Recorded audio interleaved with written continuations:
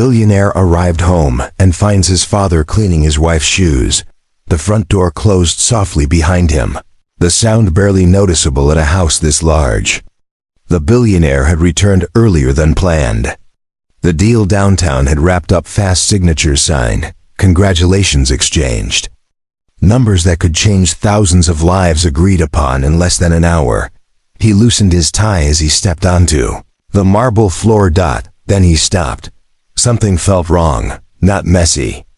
Not broken. Wrong in a way that made his chest tighten before his mind could catch up. His eyes moved toward the living room, and that was when he saw it. His father was on his knees, kneeling directly on the cold marble floor. An old blue cleaning cloth clenched in his hands. His back was bent forward, shoulders slumped, gray hair thin and carefully combed despite the obvious wear in his clothes. The fabric of his trousers was faded at the knees, stretched thin from years of use. In front of him, a bright red high-heeled shoe. The billionaire froze. For a moment, he thought he was mistaken. He blinked once, twice. The scene didn't change. His father was carefully wiping the sole of the shoe, slow and deliberate, as if every movement mattered. His hands that once lifted heavy loads, fixed broken machines, and guided a child through life, moved with quiet obedience. The billionaire's gaze shifted. His wife sat in a modern blue chair, posture relaxed, one leg crossed comfortably over the other. She wore dark-fitted trousers and a light-colored top, her hair neat, her expression calm. One red heel was already on her foot. The other was raised slightly for easier access. She was scrolling on her phone. She didn't look at the old man. She didn't thank him. She didn't seem uncomfortable. Billionaire felt his jaw tighten. His father wiped the heel again, adjusting the cloth to remove a speck of dirt that was barely visible. He didn't rush. He didn't complain. He didn't speak. The room was quiet, except for the faint sound of fabric brushing leather. A memory hit the billionaire without warning. His father, years ago, standing tall despite exhaustion, saying, "Never bow your head to anyone. Work hard, but keep your dignity." The billionaire clenched his fists. His wife finally spoke, eyes still on her phone. "Make sure the bottom is clean," she said casually. "I don't want marks on the floor." The words landed heavily. The old man nodded slightly and continued. No resistance, no hesitation. The billionaire stepped forward. His shoe tapped against the marble, sharp and clear. The old man froze mid-motion, slowly. He looked up. His eyes widened when he saw his son standing there. For a brief second, something passed over his face: surprise, discomfort, maybe shame. Then his gaze dropped again. "You're home early," the old man said softly. The billionaire didn't respond right away. His wife looked up, mildly surprised. "Oh, you're back already?" she said with a small smile. "The meeting finished?" He didn't answer her. His attention stayed on his father, on the thinness of his arms, the worn sleeves, the way his knees pressed into the hard floor without any cushion. "How long have you been doing this?" the billionaire asked quietly. His father hesitated. Before he could answer, the wife spoke. "Oh, it's nothing serious," she said. "He likes helping around. I didn't force him." The billionaire turned toward her slowly. "He likes helping?" he repeated. She shrugged. "He doesn't like sitting idle. It's good for him to feel useful." The word useful echoed in the billionaire's mind. He looked back at his father. "I don't mind, son," the old man said quickly. "It's really not a problem." The billionaire felt something shift inside him. This wasn't about shoes. It was about respect. It was about how power quietly rewrote relationships. Inside his own home, he took a deep breath, straightened his posture, and stepped closer. The room felt heavier, as if it sensed what was coming next, because the billionaire wasn't looking at a house problem anymore. He was looking at a line that had been crossed. And what he would do next would change everything in that house. Starting with how his father would ever be treated again. The billionaire did not raise his voice. He didn't need to. The silence in the room was already loud enough to make every word feel heavier than a shout. He walked past his wife without looking at her and stopped directly in front of his father. The old man was still kneeling, the cleaning cloth held awkwardly in his hands, unsure whether to continue or stop. "Stand up," the billionaire said calmly. His father looked up again, confused. "It's fine, son," he replied quickly. "I'll finish in a moment," I said. "Stand up." This time, the tone carried something different. Not anger, authority. Slowly, the old man placed the shoe gently on the floor and pushed himself up. His knees trembled slightly as he rose, one hand pressing against the floor for support. The billionaire noticed that small detail immediately. He reached out instinctively, steadying him. The wife shifted in her chair. "You don't have to make a scene," she said lightly. "I really don't see the issue here." That was when the billionaire finally turned to her. "For you, there isn't an issue," he said. "For me, there's a serious one." She frowned. He was just helping. He offered. The billionaire looked back at his father. "Did you offer?" he asked. The old man hesitated. His lips parted, then closed. "She asked," he said softly. "It didn't seem like a big thing." The billionaire exhaled slowly through his nose. This was exactly how it happened. Not through force. Through comfort. Through silence. Through people slowly accepting what they shouldn't. He walked over to the red heels lying on the floor. He picked them up, one in each hand, and placed them neatly beside the chair. Then he did something no one expected. He knelt down. Both his father and his wife stared. The billionaire lowered himself to the marble floor and looked up at his wife. "If cleaning shoes is such a small thing," he said evenly, "then I'll do it." She stiffened. "Don't be dramatic." He didn't move. He stayed there, waiting. Her confidence wavered. She glanced at the shoes, then at him, then at the old man standing quietly beside them. "I didn't mean it like that," she said. "You're twisting this." "No," the billionaire replied. "I'm revealing it." He stood back up and turned to his father. "Go sit," he said gently, pointing toward the sofa. "Please." The old man obeyed, lowering himself slowly. Eyes fixed on the floor. The billionaire turned back to his wife. His expression now controlled, but unmistakably firm. "This man," he said, gesturing toward his father, "worked 2 jobs so I could go to school. He skipped meals so I wouldn't have to. He taught me what dignity looks like." She crossed her arms. "And I respect that. But this is my home too." "That's where you're wrong," the billionaire said quietly. "This is his home first." Her eyes widened slightly. "I bought this house," he continued.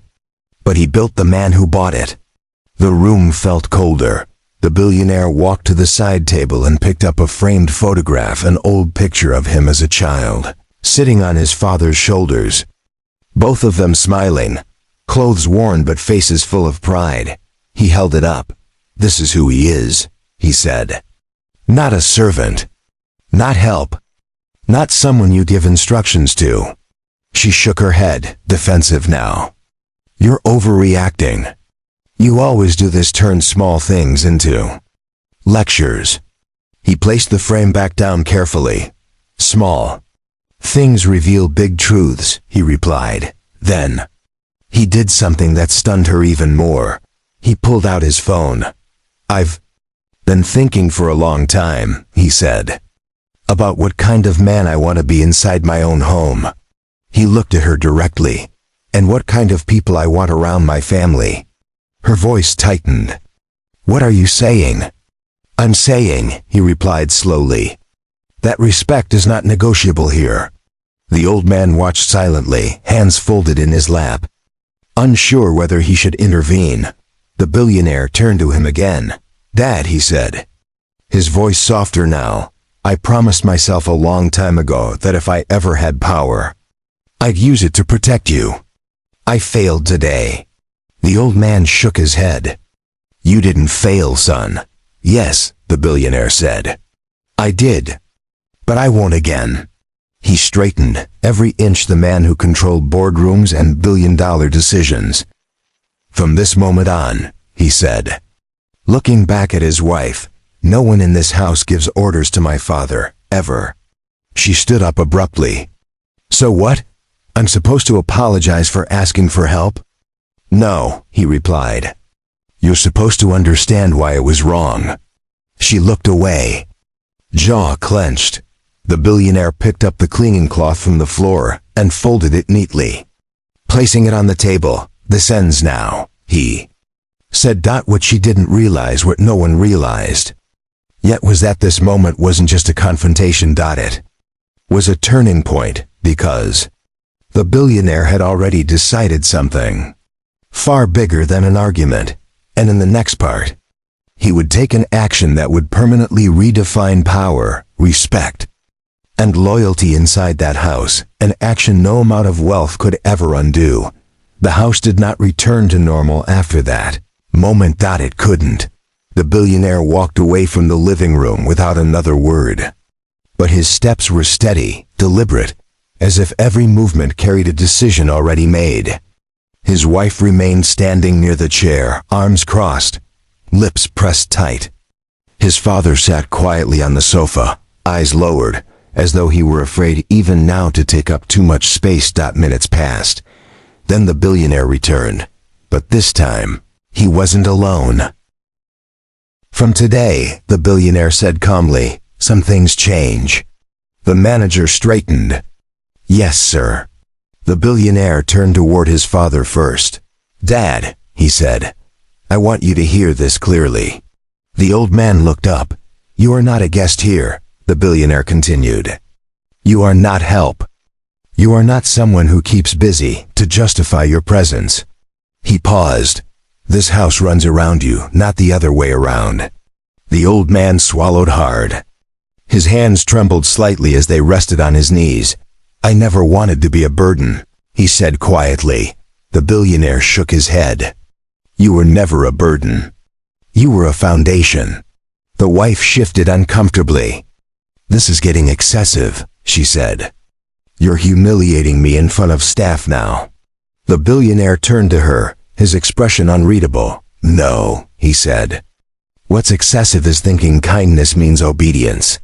He gestured toward the house manager. "My father will no longer be asked to do anything in this house, unless he chooses to," he said. "And if he does choose to help, it will be treated as a favor, not an expectation." The manager nodded immediately. "Understood." The billionaire wasn't finished. He walked to the front door and opened it. "Cancel my evening meetings," he said over his shoulder. "I'm staying home tonight." The wife's eyes widened. "You're canceling work because of this?" "Yes," he replied. "Because this is my real work." He turned back to his father. "Come with me," he said. They walked slowly down the hallway together, father and son side by side. The old man's steps were careful, as if he still feared doing something wrong. They entered a quiet room at the back of the house. It had once been a guest room. Now it stood mostly unused. The billionaire opened the curtains, letting sunlight spill across the floor. "This room," he said, "is yours." His father stared. "But I already have a room." "Yes," the billionaire replied. "A small one tucked away. This one faces the garden. It's closer to everything." The old man shook his head slightly.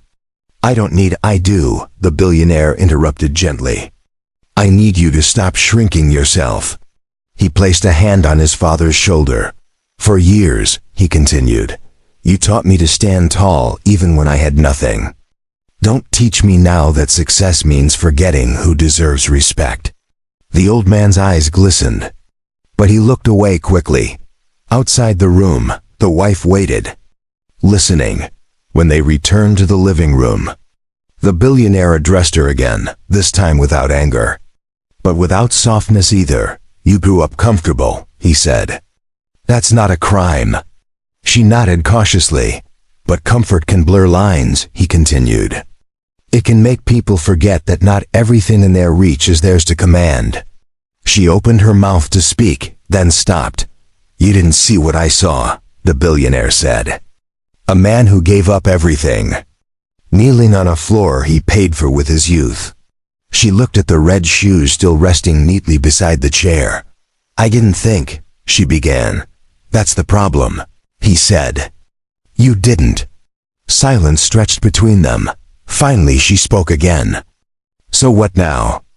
The billionaire didn't answer immediately. He looked at his father, then at the house, then back at her. "Now," he said, "we learn who this family really is." He turned to the house manager once more. "Prepare dinner," he said. At the main table, the manager hesitated slightly. "For how many, sir?" The billionaire answered without hesitation. "All of us," he said. "As equals." The wife said nothing. She simply watched as the old man was gently guided to the center of the home, not the margins anymore, and for the first time since stepping into this marriage, she realized something unsettling. The billionaire, she thought, she understood, was not the man standing in front of her. And the consequences of today were only just beginning. Dinner that night was unlike any meal the house had ever seen. The long dining table, usually reserved for guests, business partners, or formal occasions, was set with care. Soft lighting reflected off polished surfaces, but the atmosphere felt heavy, charged with unspoken thoughts. The billionaire sat at the head of the table, but not for long. He stood up. "Dad," he said, pulling out the chair beside him, "sit here." The old man froze. "That seat is yours," he said quickly, instinctively trying to wave it off. The billionaire didn't smile. He didn't joke. "I insist." Slowly, carefully, the old man took the seat. His hands rested awkwardly near the edge of the table, as though he were afraid of touching something he wasn't allowed to. The billionaire noticed every small movement, every hesitation that had been carved into his father over time. The wife sat across from them, posture straight, expression controlled. She hadn't said much since earlier, but her silence wasn't acceptance, it was calculation. As the staff served the meal, the billionaire spoke again. "I want to be very clear about something," he said, his voice steady but carrying through the room. "This isn't a performance. This isn't a lesson for tonight only." No one interrupted. "This is how this family works now." The old man looked down at his plate. "You don't need to do all this for me," he said quietly. "I've lived long enough to know my place." That sentence landed harder than any argument. The billionaire turned to him immediately. "No," he said firmly. "You've lived long enough to earn your place." He leaned forward slightly. "And if anyone here forgets that," he continued, "they forget me too." The wife stiffened. "You're drawing lines," she said. "You know that, right?" "Yes," the billionaire replied without hesitation. "Lines I should have drawn a long time ago." She set down her fork. "You're acting like I'm some kind of villain." "I'm not acting," he said. "I'm responding." The room went quiet again. Then, unexpectedly, the old man spoke. "I never told him," he said softly, eyes still on his plate. Both of them looked at him. "I never told him how it felt," the old man continued. "When people look through you. When you're useful, but invisible." The billionaire's throat tightened. "I thought," the old man went on, "that if I stayed quiet, if I didn't cause trouble, I'd be allowed to stay close to my son." The billionaire pushed his chair back slightly and turned fully toward his father. "You never had to earn that," he said. "You already paid for it." The wife shifted uncomfortably. "I didn't know you felt that way," she said, her voice lower now. The old man nodded slowly. "That's the problem," he replied. No one asked. The billionaire let the silence sit.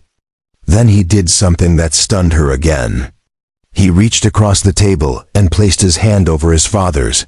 "I failed you," he said openly. "Not because I didn't love you, but because I didn't protect you loudly enough." The old man tried to pull his hand away, embarrassed. "You don't need to say that." "Yes, I do," the billionaire replied. "Because power means nothing if it doesn't defend the people who gave you everything." He turned to his wife. "This marriage," he said calmly, "was built on the assumption that we shared values." She nodded cautiously. "Respect," he continued, "is not situational. It doesn't change based on age, money, or convenience." She took a breath. "And if I say I understand now?" The billionaire studied her for a long moment. "Then your actions will show it," he said. After dinner, the billionaire stood and addressed the staff. "My father's needs come directly to me," he said. "Not through anyone else. And no task is to be assigned to him unless he personally requests it." "Yes, sir," they replied in unison. Later that night, as the house quieted, the billionaire walked his father to the garden. The air was cool, the lights soft. "I never wanted you to fight for me," the old man said. "I just wanted to belong." The billionaire nodded. "You always did," he said. "I just forgot to make sure everyone else knew it."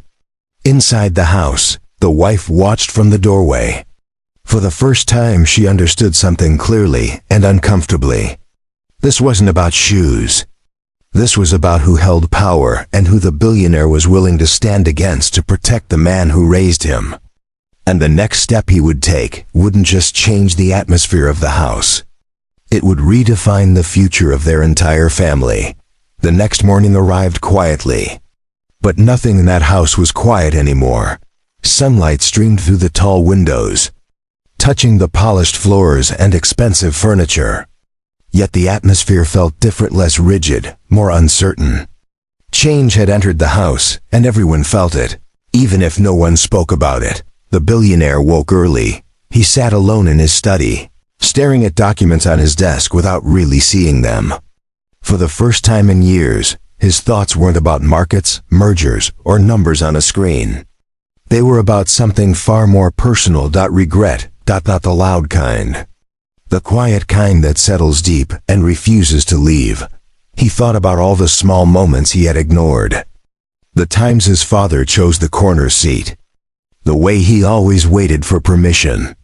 The way he instinctively stood when others entered the room. None of it had happened overnight. It had happened slowly, piece by piece, while the billionaire was busy becoming successful. There was a knock at the door. "Come in," he said. His father stepped inside, hesitating at the threshold. "You don't have to knock," the billionaire said immediately. The old man smiled faintly. "Old habits." The billionaire stood and gestured to the chair across from his desk. "Sit," he said. His father did. For a moment, neither of them spoke. "I didn't sleep much," the old man admitted quietly. "Me neither," the billionaire replied. The old man looked around the study at the shelves of books, the awards, the photographs from distant cities. "You did well," he said. "Better than I ever imagined." The billionaire shook his head slowly. "I did well outside," he said. "Inside this house, I fell behind." The old man looked confused. "You built a life where everyone listened to you," the billionaire continued. "But somehow, the one person who mattered most learned to stay silent." The old man sighed. "I never wanted to interfere. You had your own family. And you're my family," the billionaire said firmly. "You always were." The old man's eyes lowered again. "Sometimes," he said softly, "people think gratitude means staying small." The billionaire felt that sentence cut deep. Later that day, the billionaire called for a family meeting. Not dramatic, not loud, just deliberate. His wife arrived last, her expression composed but guarded. "What is this about?" she asked. "Clarity," the billionaire replied. He waited until everyone was seated, his father, his wife, the house manager standing respectfully nearby. "I want to address something directly," he said. "Not emotionally, honestly." No one interrupted. "My father will no longer live on the edges of this household," he continued. "That includes where he sits, how he speaks, and how he's treated."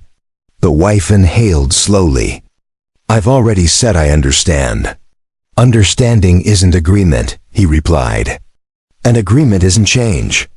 She looked at him sharply. "So what do you want from me?" He met her gaze, respect that doesn't need reminders. Silence followed. Then the billionaire did something unexpected. He slid a folder across the table. "What's this?" she asked. "Boundaries," he replied. "Written ones." She opened it. Inside were simple, clear statements. Not legal threats. Not punishments. Expectations. No task assignments to the father. Equal seating and presence in all family settings. Any concerns go directly to the billionaire. Any violation addressed immediately. She looked up slowly. "You wrote this like a contract," she said. "I wrote it like protection," he answered. She closed the folder. "And if I don't agree?" The billionaire didn't hesitate. "Then we'll have a different conversation," he said calmly. The weight of his words settled heavily. Later that afternoon, the billionaire took his father out of the house.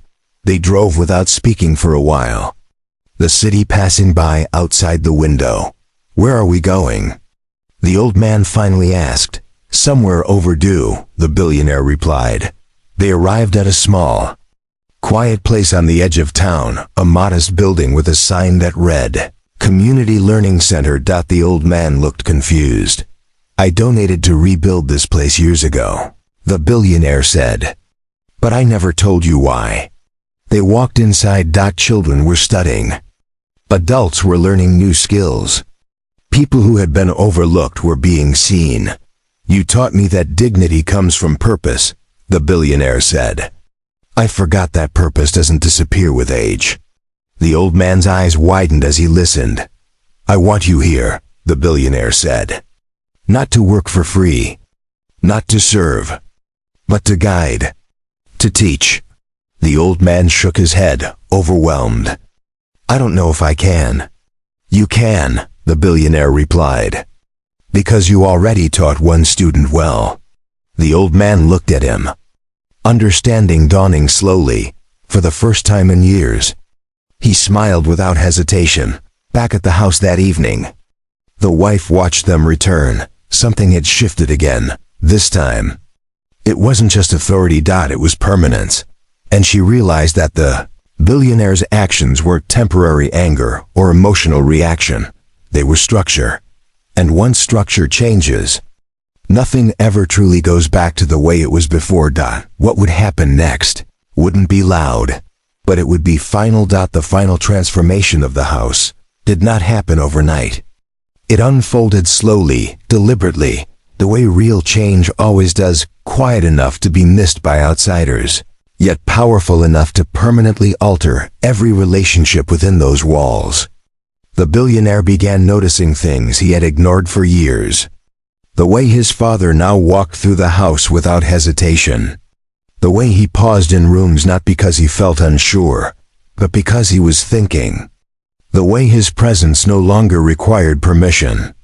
And still, the billionaire carried a weight inside him. Because repairing dignity was not the same as forgiving himself for allowing it to be damaged in the first place.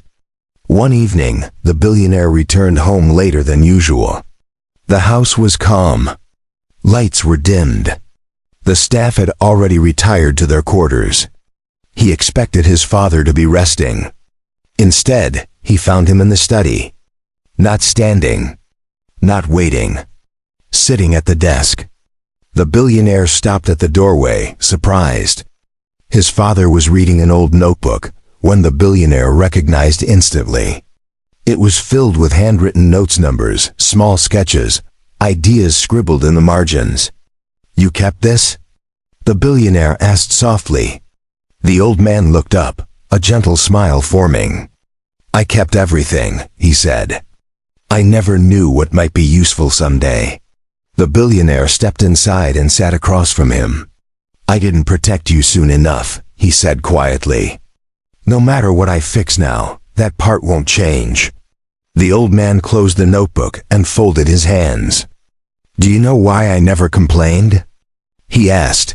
The billionaire shook his head. Because I was afraid, the old man admitted. Not of being treated poorly, but of becoming a problem in your life. The billionaire felt his chest tighten. I watched you build everything, the old man continued. And I told myself that my silence was the price of staying close to you. The billionaire leaned forward. You should never have had to pay that price. No, the old man agreed. But you made sure I don't anymore. Silence filled the room, heavy but not painful. The billionaire realized something then. His father had never wanted power. He had only wanted acknowledgement. In the weeks that followed, the billionaire changed his routine. He started coming home earlier. He ate meals slowly. He listened more than he spoke. And for the first time since his rise to success, his life felt balanced.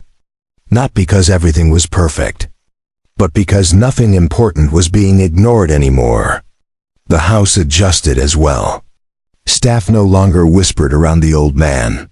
They spoke to him directly, asked his opinion, waited for his stories, laughed at his quiet humor. Respect had become natural again. One afternoon, the billionaire overheard something that stopped him in his tracks. A guest, unaware of the family history, asked casually, "Who is that gentleman?" Before anyone else could respond, a staff member answered, "That's the father of the man who built this house. We're lucky to have him here." The billionaire turned away before anyone could see his expression. Months passed. The community center thrived. The old man became known not for his age, but for his insight. People sought him out. Not because he demanded attention, but because wisdom, once recognized, draws others naturally. One evening, after returning from the center, the old man sat beside his son on the porch. "You changed more than this house," he said. The billionaire looked at him. "You reminded me who I am," the old man continued. "And you reminded yourself where you came from." The billionaire nodded slowly. "I used to think success was about never looking back," he said. "Now I know it's about turning around in time." The old man smiled. As the sun dipped below the horizon, the billionaire understood something with complete clarity. He had not just offended his father. He had corrected the direction of his own life. Because wealth could build houses, power could silence rooms, but only respect could turn a home back into a family. And that was the lesson no boardroom, no deal, and no fortune had ever taught him, until the moment he walked through his front door and saw the man who raised him kneeling where he never belonged.